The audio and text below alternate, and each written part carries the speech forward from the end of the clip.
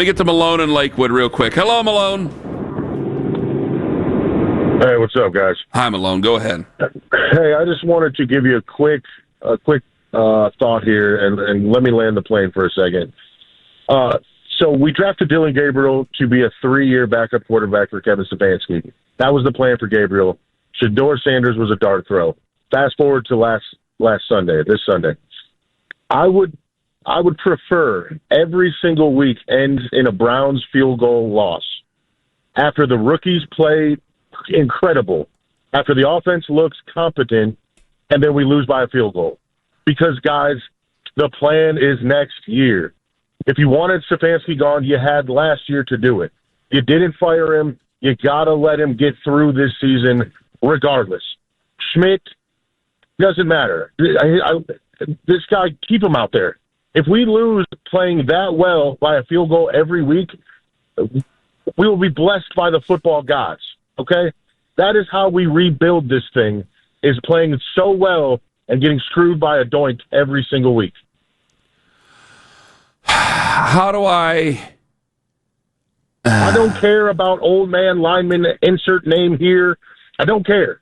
Too bad. It's a business. You didn't get it done while you were here. First of all, there's no Hall of Fame lineman like Joe Thomas.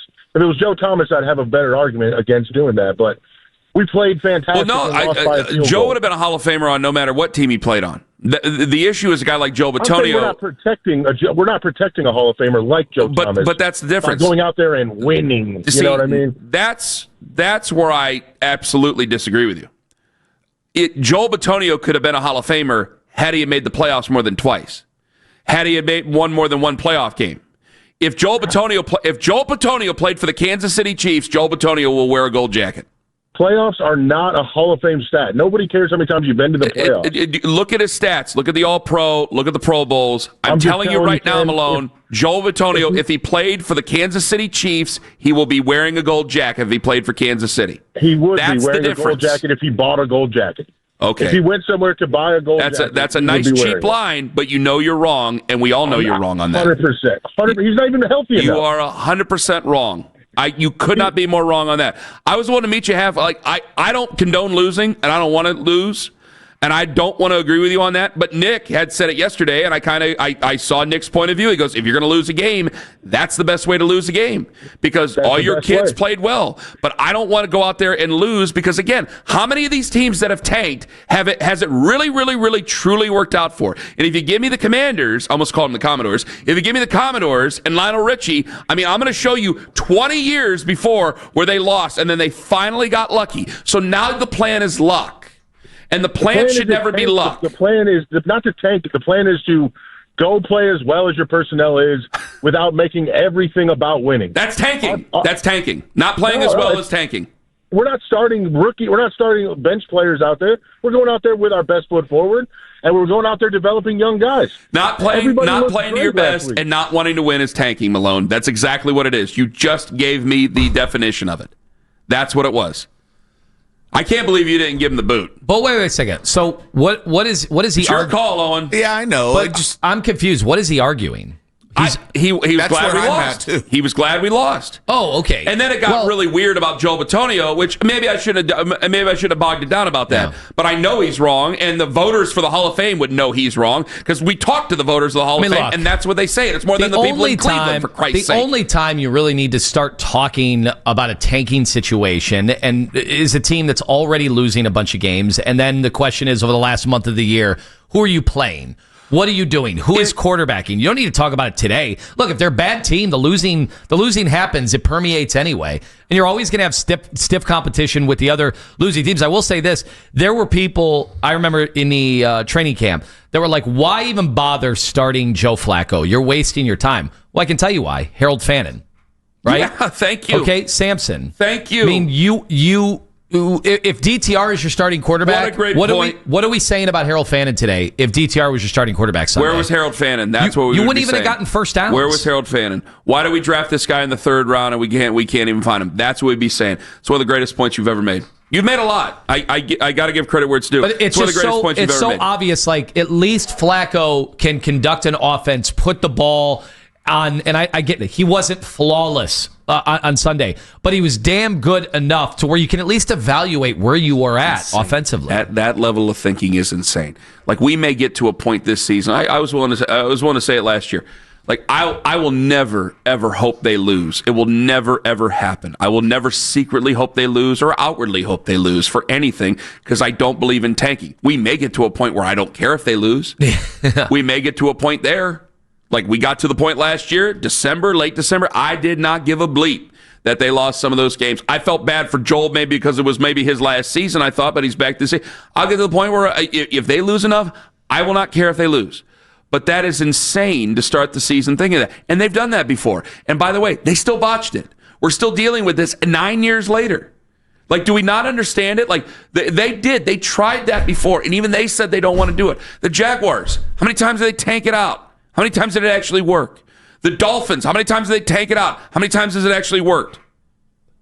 How many examples does it have to be given before it finally gets through the smartest guys in the room's head? And I'm not even talking about the Browns. I'm talking about football Twitter, the guys who claim they're really into analytics, and really they have their head up their ass. I mean, there's good, strong people who know analytics that are in NFL offices and in NFL rooms who know what they're doing. And then there's plenty of guys who just claim that they know what they're looking at, and they really have their head up their ass.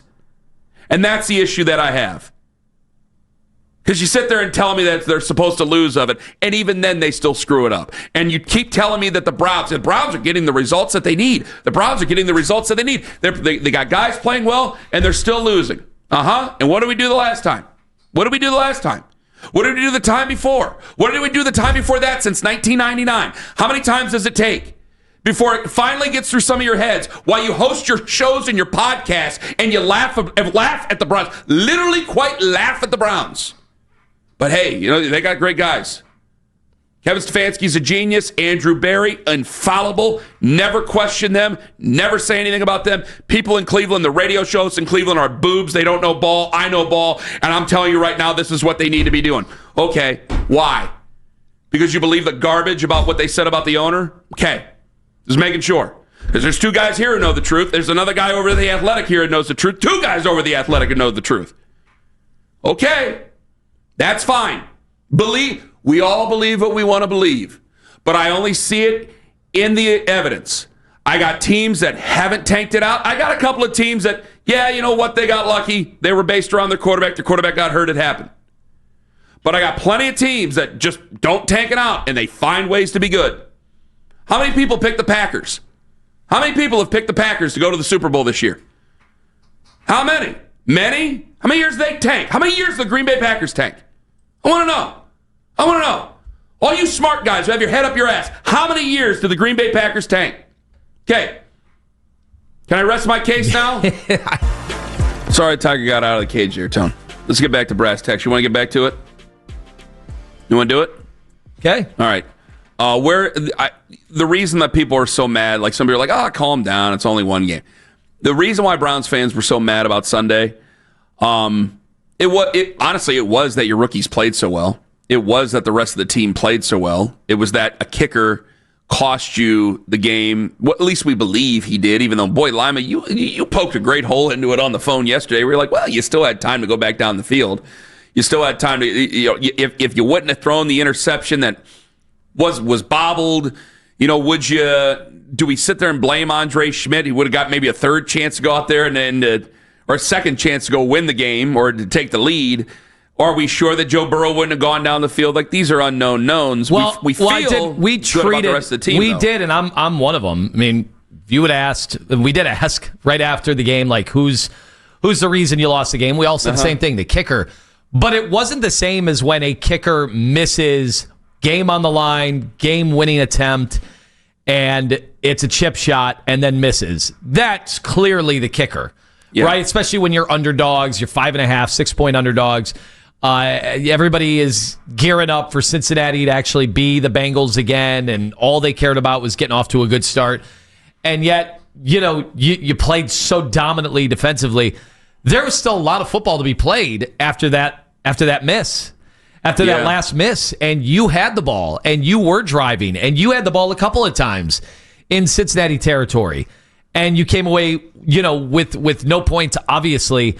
The kicker, because he missed the extra point earlier, but even if he would have made the extra point, even if he would have made the field goal kick, Burrow still would have had a chance. And as we know so often in football, like the last 2 minutes of a game can, in many, many occasions, not mirror anything we've seen all game.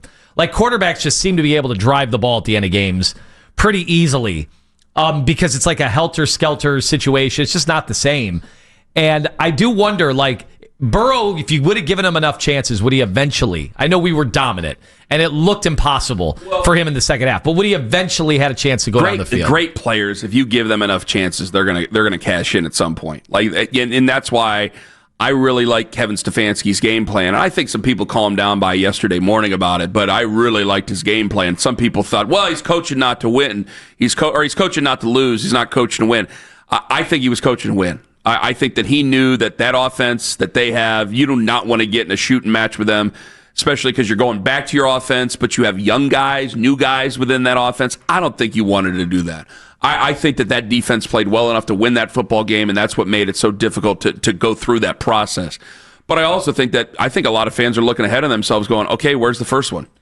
Like, it didn't get any better at night when Baltimore lost against Buffalo, so now it feels like, well, they're going to be coming out loaded for Bear next coming up this Sunday. And then the home game is Green Bay. The problem with that is Green Bay has extra time to get ready for you. They're going to be rested, because they're playing the Thursday night game. So that's you're going to be major, big time underdog. Could you be double-digit underdogs for that game too?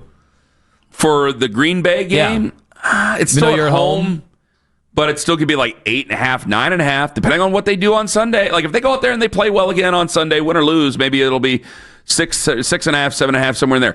Then you have Detroit. Like Detroit's probably, but it's only week one. Like I'm talking about a team that's been really, really good over the last couple of years. And it's only week one, but I'm going, man, our defense looks pretty good, and their offense looked really bad. I went back and watched that game. Their defense or their offense looked really bad, like out of sorts. Like they need Ben Johnson back bad just on Sunday against Green Bay. And then you got the Vikings. All right, they got a rookie, but he had a hot hand at the end of the game. Like now we're just starting to do the math over here. Pittsburgh. All right, their defense is bad, but Aaron Rodgers, he played pretty well on Sunday. Like we only got one game to go off of. Now I think we'll start to figure things more out this week, but it does feel like, October 19th is when they play the Fish at home? That doesn't look like a football team right now. No. That just looks like a bunch of coworkers wearing the same uniform. They were the worst team of the weekend, right? Oh, I think by far. Panthers were pretty bad. Bryce Young was pretty bad, but they were listless out there. I thought that pass rush was going to be kind of flavorful. There was nothing there. Daniel Jones had a wide open pocket the entire game. Like, you guys know what I think of Daniel Jones, but he's still a professional quarterback that can make all the throws, and if you leave him open and just play pitch and catch, that's exactly what he's going to do. So, I mean, I don't mean to bog it down with the football guy stuff, but that's game, 7? Like, you're definitely going to win a game before then, aren't you? Well, the other aspect you're wondering is, I'd like to think we're going to run the ball better, so that'll get better, hopefully. Our offensive linemen are too good for us to run the ball like that. There's going to be a lot of quick shot Judkins, but and I don't know if you're going to have him this week. Something on him unreal. Well, it was weird because Adam Schefter said he could be back by this weekend. It's a lot to ask. Kevin kind of poured some cold water on it yesterday in his media availability. I'm guessing no, not this week, but maybe the following week, you get him back. But I expect us to be able to run the ball better than 2.1 yards and 40 yards, from scrimmage in the running game. The thing is, we know the Flacco real interceptions are coming. Not what we saw on Sunday where I thought he played interception free. He obviously led to 2 interceptions, but not on him at all. I don't know how anybody could characterize those as on him. So we know, like Flacco in his career, he's going to throw some bad picks. He's not going to see something, or he's going to be a little too aggressive. And what happens if they're playing Detroit and you got a chance, and then the real Flacco that we've known and loved, it's part of what you love about Joe Flacco. But it's going to show up. Yeah, and that's then there's going to be a problem. Like, what I get angry about, what I got so angry about with the last caller was, if they do this, this, and this, and they still lose, we're fine. How often in a football game does everybody do this, this, and this? How many times are they all going to play well and you're still going to lose? I guarantee you, by the time you get to the Vikings game in London and you are 0-4 rolling into that game, you're probably going to have some fart. You're probably going to have somebody who you thought played well that isn't playing well anymore. We're going to be wondering about certain guys like that. It permeates because it can't be perfect every single week. And so we're asking them to do two things. Almost ask him too much to lose and then look good while doing it. It's almost impossible. So maybe they can, but I don't understand if they could play so well that they would just lose those games. So I'm not thinking they're going to get their doors blown off in every single one of those games, but that's going to have a real effect on this fan base and a real effect on this organization. Because if we find ourselves again where the running game can't go, and then you're talking about Joe putting the ball in the air and we're turning it over, then we're talking about short fields. In week one, it's easy to have the best attitude about things. Go, okay, let's go out there, let's make a stop. Let's get out of here with 3 or nothing. Let's go make a stop. But you know what? By mid-October, you're turning the ball over, and I got to go. I'm on the oxygen, and now I got to go back out there, and we got the ball. I'm sorry, they're at our 29. You're starting to get angry at the offense. And don't tell me I ain't never gone through Miles' head. And he would be, and he's, of all the things that people say about him, he'd probably be rightfully so to do so. Like, that gets tiresome real quick. And it's been 2 years of that. And if you feel like you're going to go into 3 years, no, then they're not all going to play well. And then just the basic arguments are going to show up. Like, guys start giving up plays. Greg Newsome gives up a throw. Well, now he wasted that. Like, it starts to roll downhill. Yeah, load management week. So to tell me that, yes, in one game, you had a group of guys play really, really well, and it didn't go our way because of the kick. Nick was right. I'm not even disagreeing with what Nick said. But to say that you are hoping for that every single week, it's just unrealistic. You will have a emotional breakdown within the organization where, no, you are not a football team anymore. You will be coworkers. And we've been down that road many times. And I don't want to do that right now. Frank in Cleveland, you're first up on the fan. Yellow.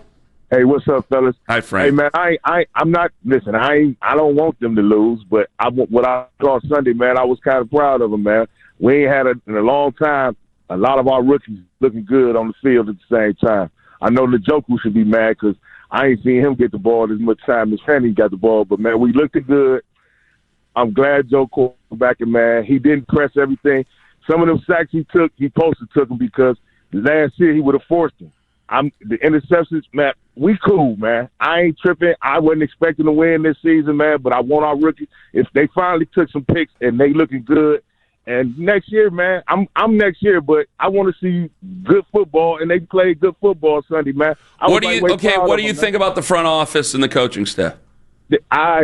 Man, we ain't even had that conversation. But okay. So if they do all that a bunch and they go like 3-14, hold on. Still look good. You know where I'm going with this. So they've done what you wanted them to do. Man, I don't. This what I be saying about him, man. When he coach a good game, and then next week he do fart. He blow a fart sometimes, but it's only when he got to try to come from behind, man. So what are you gonna do? What are you gonna do? If you don't like this front office, you don't like this coaching staff, but they do exactly what you want them to do. They go 3-14 this year and say they got the number 1 overall pick. You going to trust some of that new rookie? No, we're not going no 14. I've told y'all, man, we're going to win more games than what everybody's thinking. I hope so.